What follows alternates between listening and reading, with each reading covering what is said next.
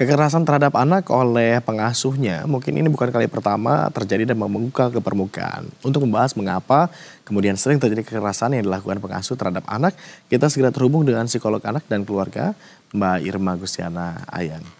Selamat siang, Mbak Irma. Halo, selamat siang. Terima kasih Bu Irma sudah berkenan bergabung lagi bersama kami di Berita Satu Siang. Agung di sini Mbak Irma ya. Menurut Anda Mbak Irma faktor sosial apa sih yang tampaknya mendorong terjadinya kekerasan oleh pengasuh terhadap anak? Oke, ini konteksnya di luar dari dia secara kepribadian ya. Ada juga yang memang berhubungan dengan faktor secara sosial akibatnya mempengaruhi kualitas kepribadian. Nah, jadi yang umumnya sekali terjadi itu mungkin saja di lingkungan sosial si pelaku ini menormalisasi kekerasan. Jadi kekerasan itu ya sudah bagian dari kehidupannya mereka ya. Sehingga ketika dia bekerja, maka ini bisa terhubung nih dengan aktivitas kekerasan. Kemudian yang berikutnya bisa jadi adanya stres dan tekanan secara ekonomi. Bisa jadi pelaku ini memang memiliki tekanan atau stres yang lebih ya terkait dengan finansialnya atau mungkin stres yang lain. Sehingga ketika terhubung dengan anak-anak, maka ketidaksabarannya ini akhirnya memicu kualitas secara emosi dia yang jadinya buruk ya. Lalu bisa juga mungkin secara sosial individu ini memang kurang pelatihan sehingga nggak bisa memahami perkembangan anak, misalnya perkembangan bayi, toddler, sampai balita, kan? Sehingga ini mempengaruhi cara dia menangani anak. Bisa juga karena mungkin di awal itu kurangnya penguasaan ya. Artinya mungkin orang tua sibuk bekerja ya, terus kemudian kurang dalam hal misalnya berdialog dengan si pengasuhnya. Nah ini secara sosial menurut. Oke, adakah kaitannya juga dengan relasi kuasa? Misal sang pengasuh kesalnya terhadap hal lain tetapi karena dia merasa lebih powerful terhadap anak kecil begitu maka ia lampiaskan kepada anak kecil begitu? Sangat mungkin, artinya ini ada background story juga dari si pelaku ya. Bisa jadi ini sebetulnya adalah manifestasi entah kekesalan terhadap majikan atau kekesalan pada pihak lain. Sehingga ketika dia berada dalam situasi sosial di mana dia lebih dominan, maka ketika dia memiliki perasaan tidak aman gitu ya, terpicu sedikit aja dengan masalah yang sepele ya, untuk peran anak-anak, maka ini bisa memicu gitu. Yang lumayan sering terjadi ini kan karena orang tuanya sibuk begitu ya bekerja, kemudian anaknya dititipkan kepada pengasuh begitu. Tapi yang paling umum, mengapa sih faktor utama apa orang tua ini tampaknya mudah menyerahkan atau menaruh kepercayaan kepada pengasuh?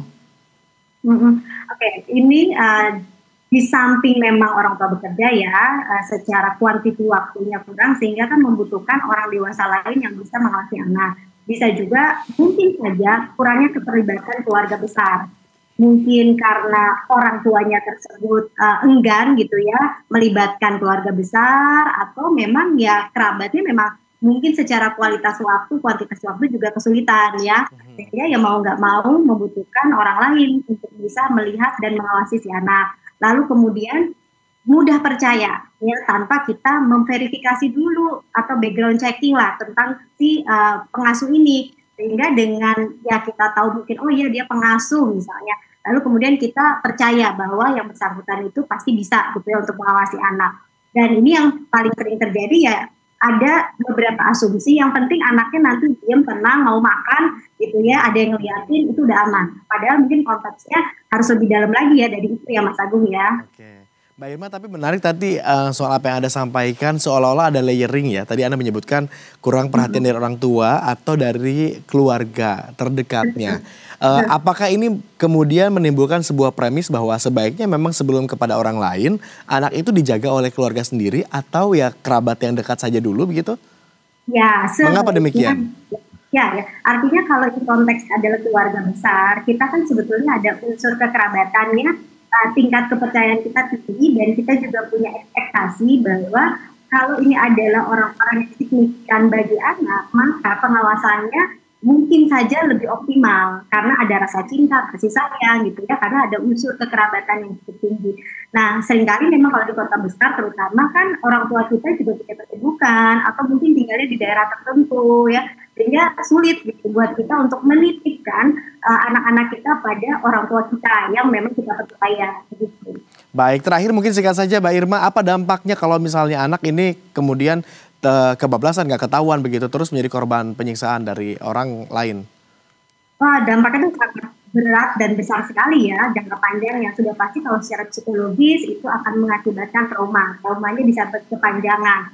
Lalu kemudian ada juga masalah dari segi perilaku, misalnya saja menarik diri, mungkin juga anaknya jadi agresif, atau jadi susah percaya sama orang lain ya, jadi karena ada perasaan takut. Lalu juga secara kognitif nih, daya tangkapnya ini juga bisa mengakibatkan si anak ini fungsi konsentrasinya menurun.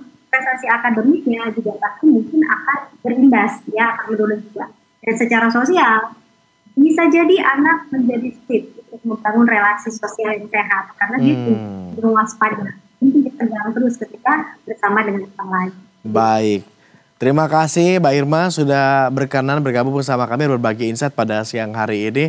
Ini juga bisa kita petik begitu pernyataan-pernyataannya untuk jadi pelajaran untuk orang tua di rumah, ibu dan ayah di rumah begitu yang punya anak kecil di rumahnya. Selamat kembali beraktivitas Mbak Irma. Terima kasih Mas Agi. Dan pemirsa demikian diskusi